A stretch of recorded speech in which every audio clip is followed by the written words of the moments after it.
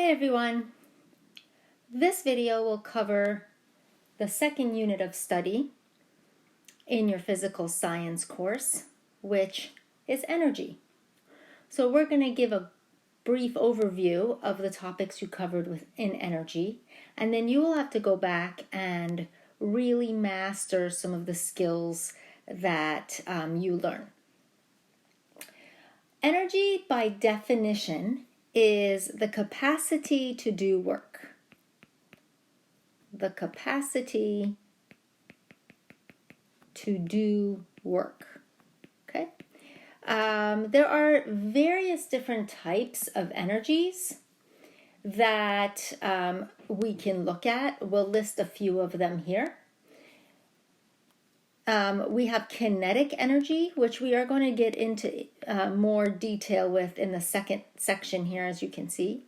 Kinetic energy is the energy that's related to motion. Okay, energy of motion. And we have potential energy, which again we will look more deeply into, is the energy associated with position. And the most simple example that I can give you is, if you hold your pen just a little bit up above the table, then because of its position, it has a little bit of potential energy. But if you hold your pen way up high above the table, because of its position, it has more potential energy. It has the potential to convert more energy into kinetic energy.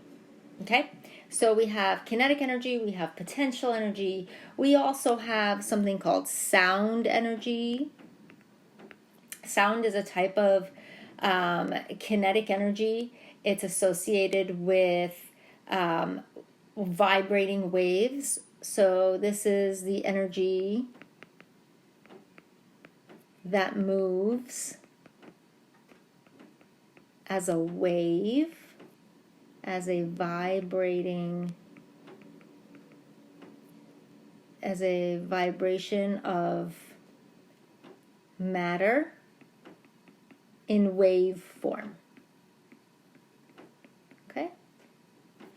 So these are like compressions of air molecules that reach your ear, and that's how you hear sound. We have electrical energy. Electrical energy has everything to do with electrons. The word electron is in electrical energy. So this is the energy associated with the flow of electrons. Flow of electrons. And we have electrical energy, kind of related to that is electromagnetic energy.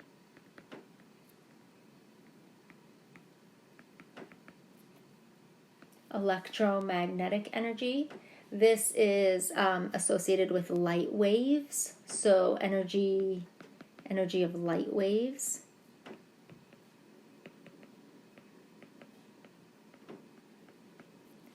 And finally, thermal energy. And I think many of you know what thermal energy is. I'll just put it over here. I ran out of room. Thermal energy is energy associated with the kinetic energy of particles.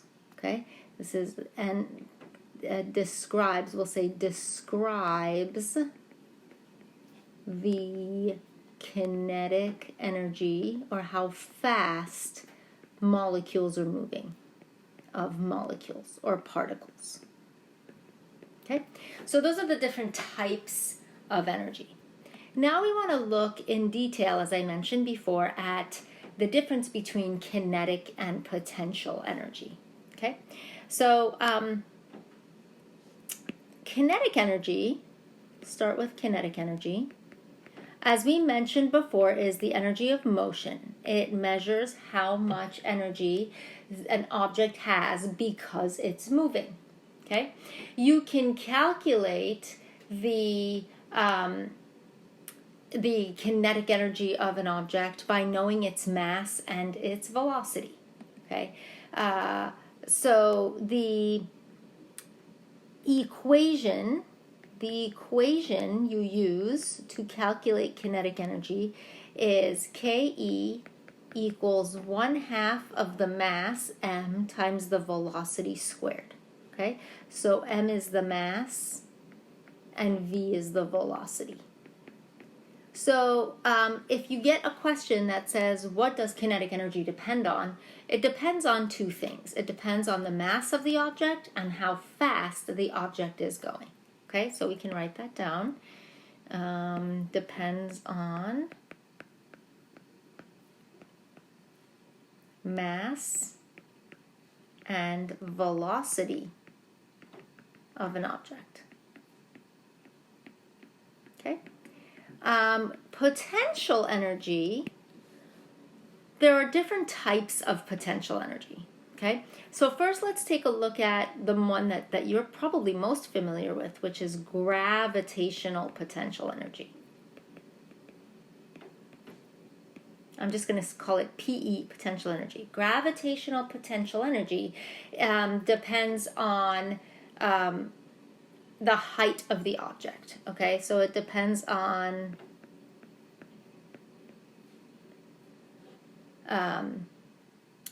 the height of an object. So, and when we say height, are we talking about what's the 0 point? Are you talking about from the height to the table or to the floor or to the top of the refrigerator? So you have to define what your 0 point is so that you can measure height accurately. Okay? So the equation for gravitational potential energy, we call it PE little g, is it's going to be the mass times gravity g times the height. Okay? Now, I'm not sure that you did any calculations with this per se, but this just kind of shows you the things that it depends on. It depends on the mass of the object, it depends on the height of the object, and it also depends on the gravitational pull of wherever your object might be. So if your object is on the moon, it's gonna have, with the same mass and the same height, it will have less potential energy because there's less gravity. Okay? There are other types of potential energy that you may have looked at. I'm just looking through your course here. There's something called elastic potential energy, right? So we have elastic potential energy, and I'm not going to give you the definition or the equations for these. You don't need them.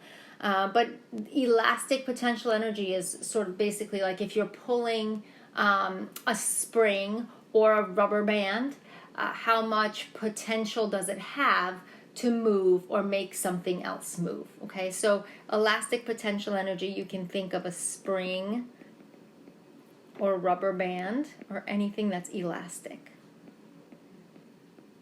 Okay, and that depends on how stretchy the material is. And then there is magnetic potential energy and nuclear potential energy. These are just all the different types of potential energy. And of course, one that's really important to the way that your body works and your car runs, and that is chemical potential energy. Chemical potential energy has the energy, we'll say, is stored in the bonds of a molecule. And so when you break those bonds, the energy is then released, right? So this is how your body stores energy as ATP molecules. This is the energy that your car uses is stored inside the gasoline bonds. And so your combustion engine basically breaks the bonds of the gasoline, allowing the energy to be used by the car. Okay, so chemical potential energy is very, very important. Okay, let's talk about energy transfer and energy transformation. So basically what we're saying here is that energy can change from one form to another.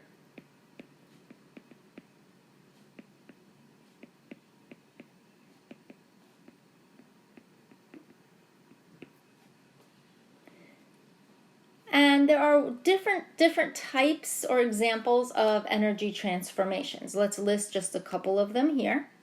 So we have, for example, you can have chemical energy be converted to kinetic energy. Okay, an example of this is when you eat food. Right? When you eat food, you consume chemical energy, and your body is really good at breaking up the chemical bonds and releasing the energy for you to have to do all of your bodily functions and move your muscles and all of those necessary things. Another example is electrical energy to electromagnetic energy. So a battery-powered flashlight uses energy transformations to light up your surroundings. So let's say electrical to electromagnetic. Oops, spelled that wrong. Electromagnetic. And an example is a flashlight. Right? Or your night light. Flashlight, night light. Okay, so those take electrical energy and convert them into light so you can see. If you have a flashlight that's battery powered, now you're going from chemical to electrical to light or electromagnetic energy. Okay, so you can have multiple paths of energy transformation. The way that we generate electricity, let's talk about that for a moment. Generating electricity. It's 8 o'clock. Like at a power plant. The way that electricity is generated depends on sort of the power plant. There are solar power plants that transform electromagnetic energy, like light energy, into electrical energy. There are nuclear power plants, and there are power plants that still burn fossil fuel that transform the energy stored in fuel, which is like chemical energy, into heat energy or thermal energy. Okay, so we can list examples. We can say electromagnetic energy can be converted to electrical energy. This can be done through the magic of solar panels, right? And chemical energy, like in fossil fuels or in nuclear reactions, is converted to thermal energy, heat energy, that heats up the water in the power plant, which then turns a turbine. Thermal energy, right? So this is fossil fuels and nuclear reactions also work this way. Okay? Okay, so that's energy transfer. We understand that energy transfer can occur. You can convert one type of energy into another type of energy. What you cannot do is create or destroy energy, which takes us to our next topic, which is the conservation of energy.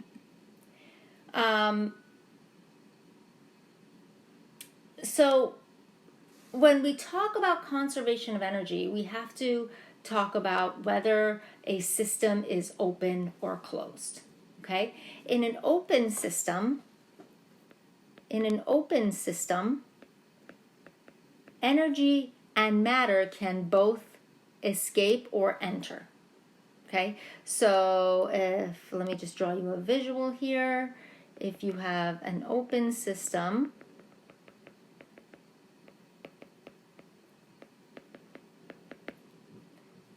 matter can go in and out,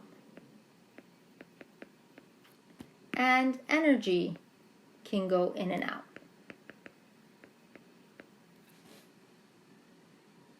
Okay,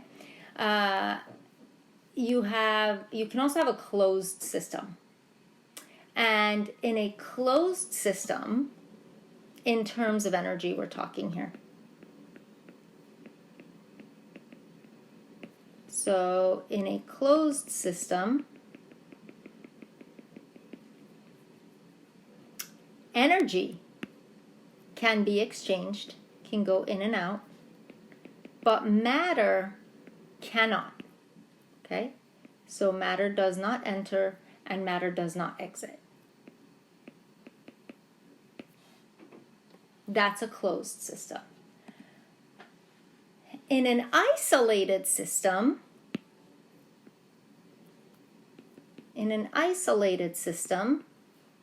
neither energy or matter can go in and out. Okay?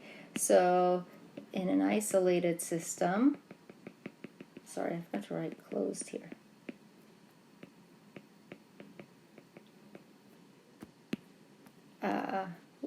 Matter doesn't go in and out, and energy also does not go in and out. Okay, so those are the three types of systems. This is like an insulated cup, right? An insulated cup does not allow matter to go in and out, and it doesn't allow energy to go in and out. Now, insulated cups are pretty good, but they're not perfect, right? We don't have a perfect system yet. Okay, so let's then talk about the law of conservation of energy. Law of conservation of energy.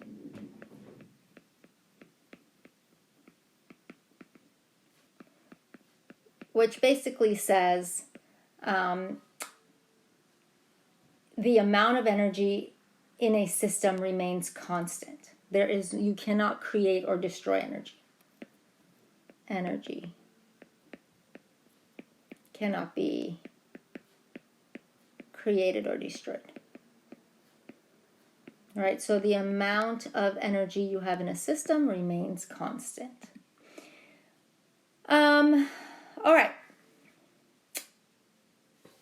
Let's talk a little bit about heat energy or thermal energy. States of matter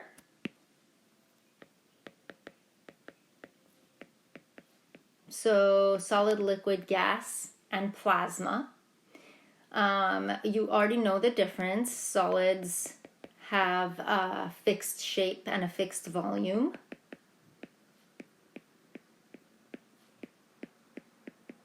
There's a nice graphic in your Apex that you can go back and look at.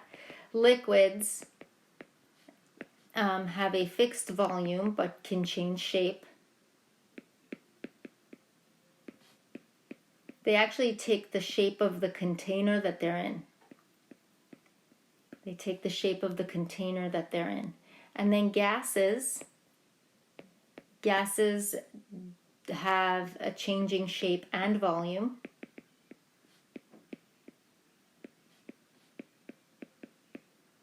And plasma, which is the highest energy, has the highest amount of thermal energy, also has changing shape and volume.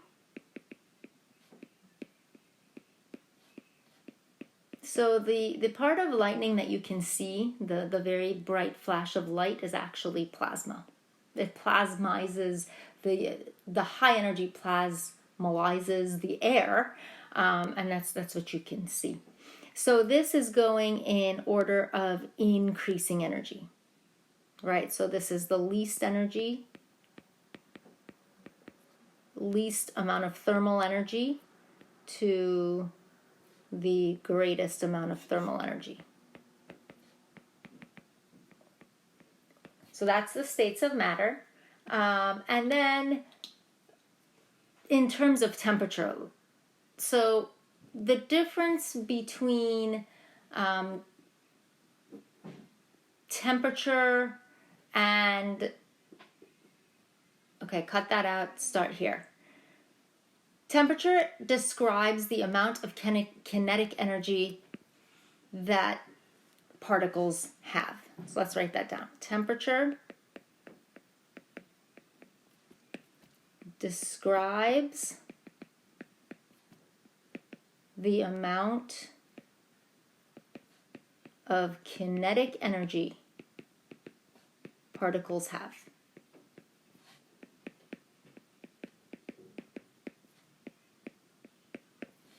So the hotter the temperature of an object or a liquid, the faster the molecules of that liquid are moving.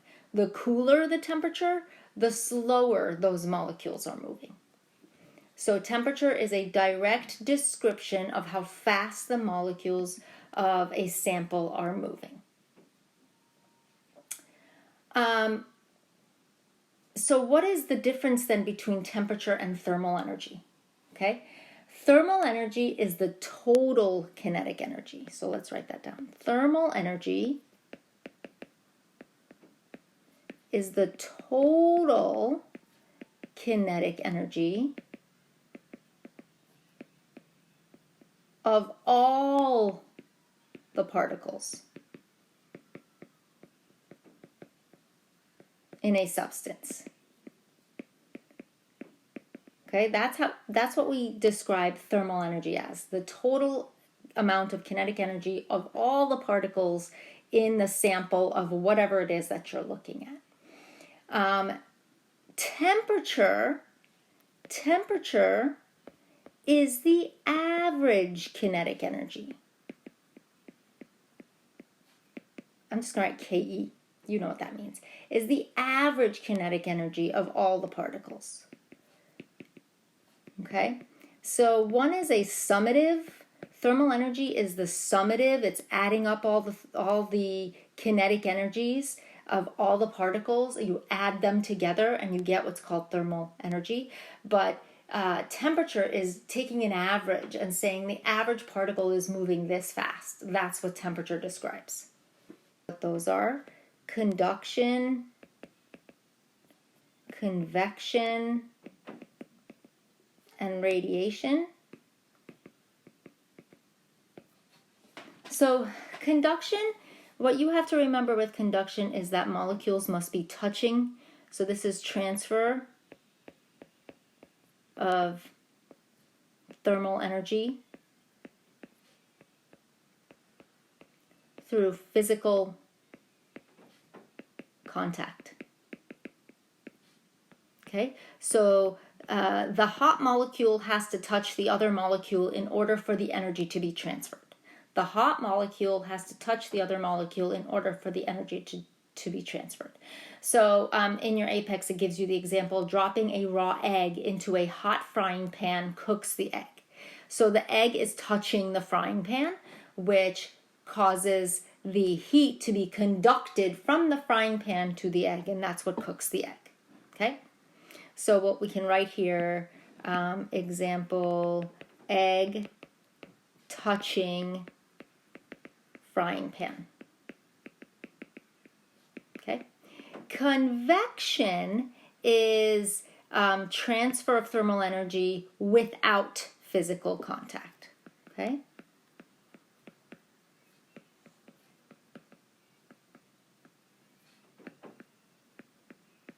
Without physical contact. So this is just by way of hot air and cold air meeting and moving and allowing the hot air to rise and the cool air to drop, and that's how energy is sort of transferred through molecules of the air.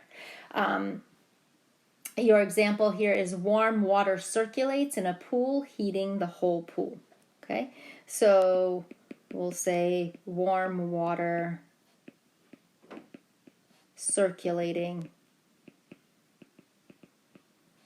in a pool. That's convection. The warm water moves around and it heats the entire pool. Radiation has everything to do with light energy, or energy that comes from the sun. Okay, so energy from the sun.